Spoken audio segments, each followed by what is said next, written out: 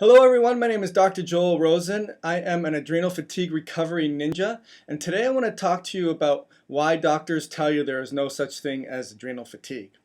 The reason why doctors tell you there's no such thing as adrenal fatigue is because they base it on basically two tests.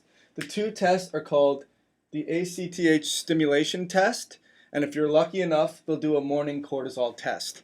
And both those tests, when they are falsely negative, or if they're negative, they are falsely concluded that you don't suffer with fatigue, you don't suffer with brain fog, you don't suffer with shakiness, lightheadedness, jittery, you don't suffer with waking up with no energy, you don't suffer with crashing in the middle of the day, you don't suffer with being wired and tired, you don't suffer with standing up and get lightheaded and have autonomic problems or raciness or anxiety. If those are negative, you don't suffer with anything. I'm going to tell you why that is wrong and what you can do to figure out what actually is going on. So the first thing I wanted to talk about is the ACTH test. And so we have the hypothalamus, we have the pituitary, and we have the adrenals. And that is called the hypothalamus pituitary adrenal axis. And the hypothalamus, it releases cortical releasing hormone to the pituitary. And the reason it does that is because it senses a stressor. So let's say you get a notification in the mail that that taxes are past due, or that you have a violation or a fine or whatever it is. Automatically you're going to have that stress response. You may even have that adrenaline response. We'll talk about that in another issue, but you're going to have a stress response nonetheless. So what happens is your hypothalamus senses that stress, and it tells the pituitary, hey pituitary, you got to go tell the adrenals to kick in some cortisol to get us back to normal and to deal with this stressor. So the pituitary, it releases ACTH. And then the ACTH is called adrenal-cortical tropin hormone, easy for me to say.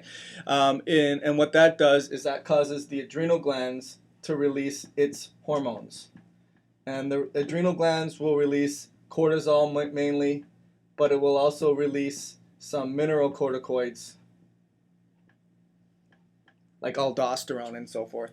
So what happens though is that ultimately this is a negative feedback system.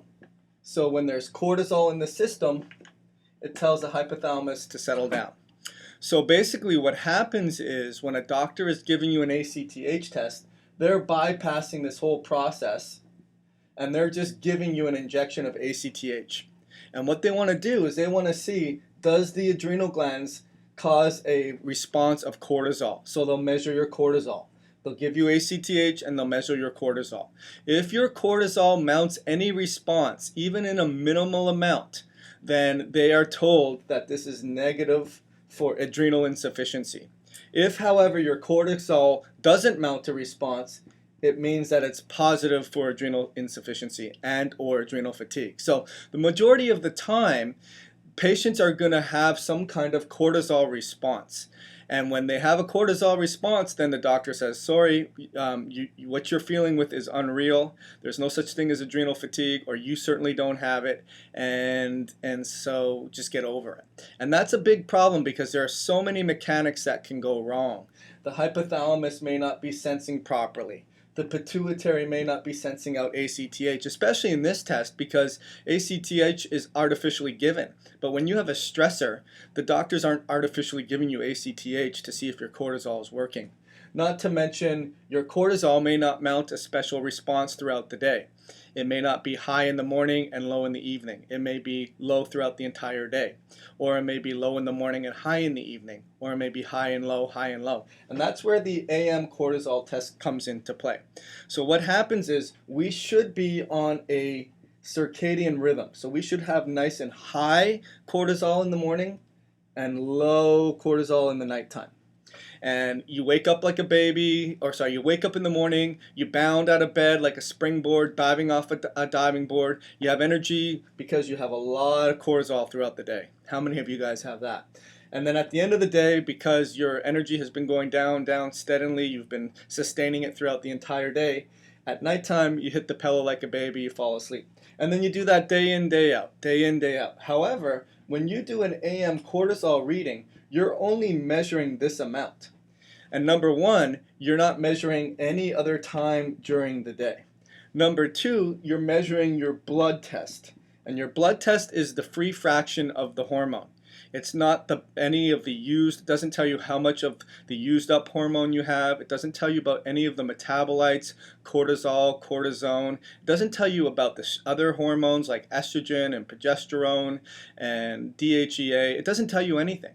And so all it tells you is, yep, you're mounting a little bit of a response, and the ranges are so wide that if you're just in the minimal amount of the range and you're not below the range, then again you're told that you are normal.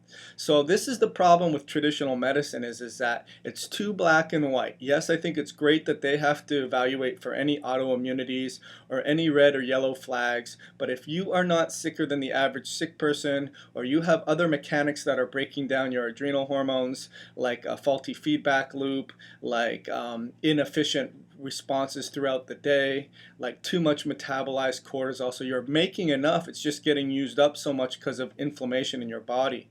If they're not doing these tests, then you are falsely told that you have no adrenal problems. So I just wanted to tell you that that's a big problem that you have to be aware of, that the ACTH test and the AM cortisol tests are not going to cut it. In the next video, I'll show you about the 3 tests that are really, really good and what we use in the office. It has to do with dried urinary total cortisol test, which is brand new. It's called the Dutch test. Saliva samples are good.